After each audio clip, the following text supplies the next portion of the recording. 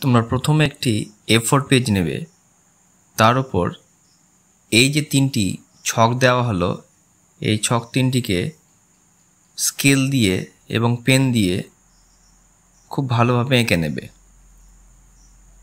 এবং যা যা পূরণ করতে হবে, যেমন তোমার নেম, ফাদার্স নেম, বাবার নাম, ক্লাস, রোল, সেকশন,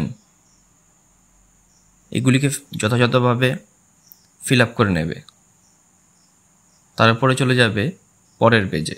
পরের যে পেজটি তোমরা দেখতে পাচ্ছ, এই পেজে যা যা লেখা আছে হুবহু তোমরা এরকমভাবেই ছক করে আরেকটি A4 পেজে লিখে নেবে।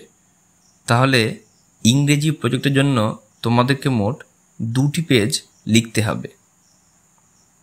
এইভাবে লিখে স্যারকে জমা দেবে।